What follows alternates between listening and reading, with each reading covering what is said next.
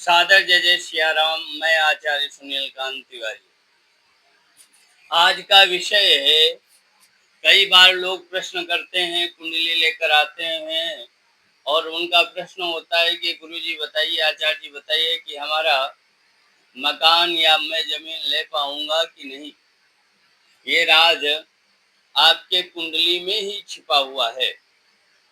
भारतीय वैदिक ज्योतिष शास्त्र के अनुसार यदि 12वां भाव आपके कुंडली में, इन सभी भावों के बीच में ही हमारी कुंडली का ताना बाना जीवन का बुना रहता है।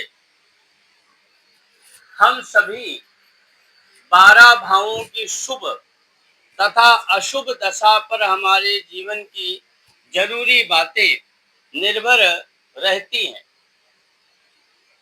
आज का जो विषय है वो जमीन जायदाद के बारे में मैं आपको बताऊंगा।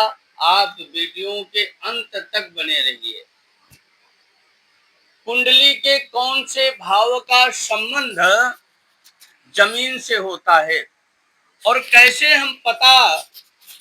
हमको कैसे पता चलता है कि खुद की जमीन खरीदने का सुख हमको प्राप्त होगा या नहीं होगा।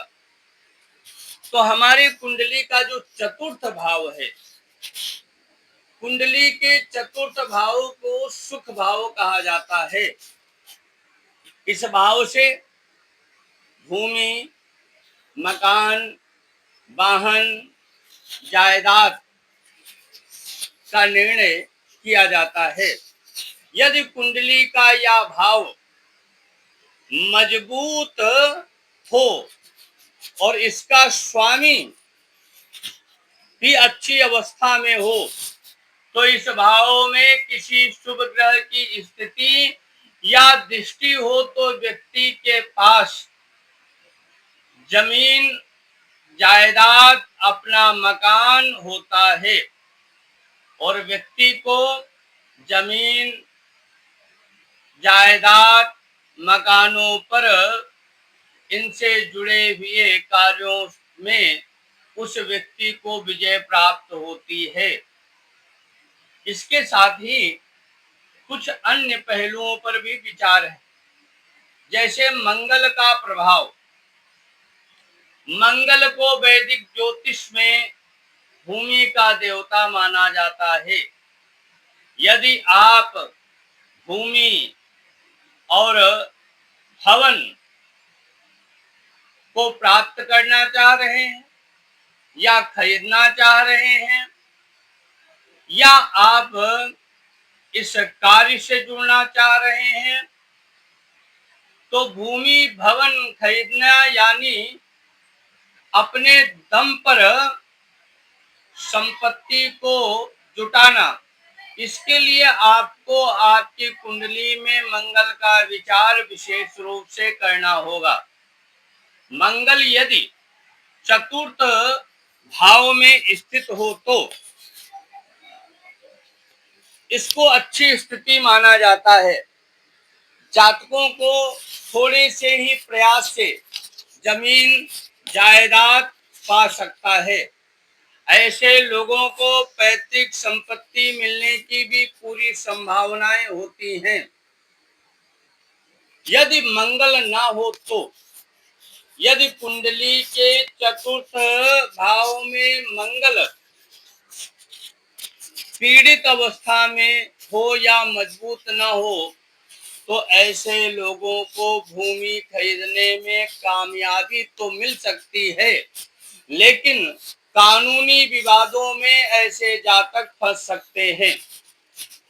यदि कुंडली में शनि की स्थिति, तो वैदिक ज्योतिष में शनि को भवन निर्माण का कारक ग्रह माना जाता है। इसलिए चतुर्थ भाव और मंगल ग्रह के अलावा कुंडली में शनि की स्थिति का भी अवलोकन करना चाहिए। यदि शनि कुंडली में मंगल शनि और मंगल दोनों आपकी कुंडली में शुभ अवस्था में हैं, तो व्यक्ति भूमि भी खरीदता है और उस पर आलीशान दिव्य मकान भी बनाता है। और रियल एस्टेट से जुड़े हुए ऐसे लोग जमीन की बिक्री में अच्छा कारोबार उनका चलता है।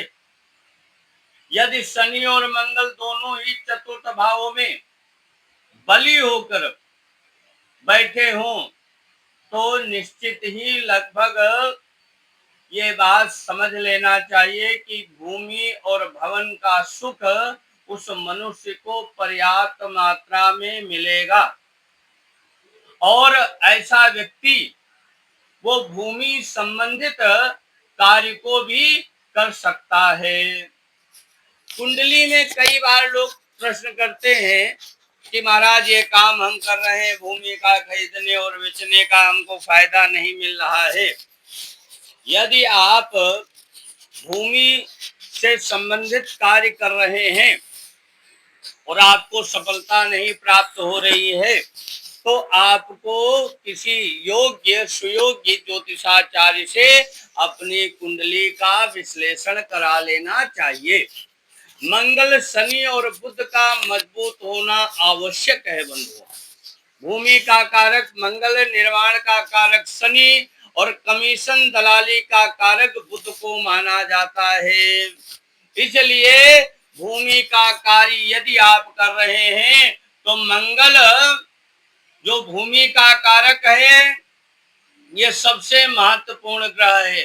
यदि मंगल स्वराशि का हो या उच्च का हो, मकर राशि पर हो, स्वाग्रही मेष या वृश्चिक का होकर मजबूत स्थिति में है तो जातक को जमीन, प्लाट और कृषि भूमि के व्यवसाय में बहुत अच्छी सफलता प्राप्त होती है।